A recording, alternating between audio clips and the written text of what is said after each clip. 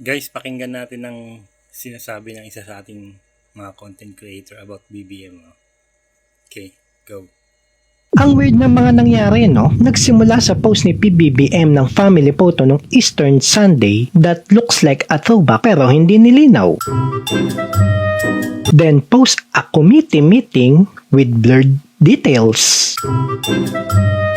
And using an old video for a latest news. Nahagip sa Enrile. Then PBBM having an interview for health confirmation but with weird angle that looks AI-ish.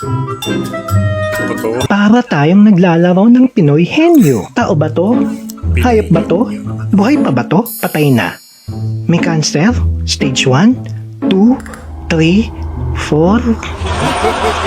Dahil dito, tumataas ang emosyon natin. At pag tumaas ang emosyon, bumababa ang pag-iisip. Lalo na dito sa mundo ng social media. Ang bilis mag-share kahit hindi sigurado. And here's the twist. Paano kaya kung hindi ito aksidente? Paano kaya kung ito ay strategy? Kasi pag pinaviral mo ang isang issue, hindi na lang yan balita.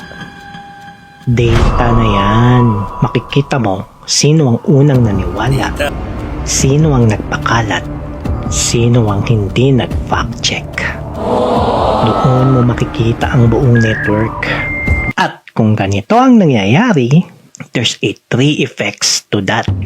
Una, nahuhuli ang mga vloggers na madaling magpakalat ng fake news. Pwede silang balikan legally. Pangalawa, nasisira ang mga credibility ng mga dissenting groups. Lalo na yung mga madaling i-label at i-generalize. Siyempre, ang madalas target nito ay yung mga DDS.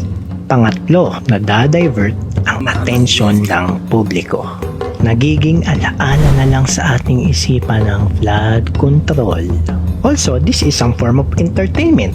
Nawawala na sa ating isipan ng pagtaas ng mga bilihin at gas. Ang sarap kaya maglaro ng hanapan ng Pangulo. Bring me BBM. Kaya kalma muna tayo. And regarding PBBM self, kung totoo man yan o hindi, the best way to do is to wait. Kasi lalabas at lalabas din naman yan. Mahihirapan silang itago yan forever. At paglabas na, doon ka maghusga. Hindi habang nilalaro ka pa ng ingay. And here's the question. If these are all just diversion strategy, ano pa sa tingin nyo ang tinatago nila? Yun lang. And that's how I break it down. Wala akong masabi, no? Tama naman lahat ng tama naman lahat ng mga binigay niya na conclusion, di ba? Kasi nga, di ba, pansinin mo, no, nilalaro talaga nila yung social media. Daming mga nagsusulputang mga trolls, mga comments na mga nakalak profile. Di ba?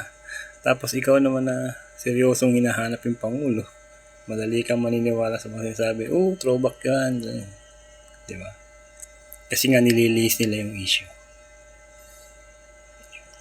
Tsaka, alam mo yun, may natutuwa pa ako dun sa may St. Peter or St. Luke's. Di ba?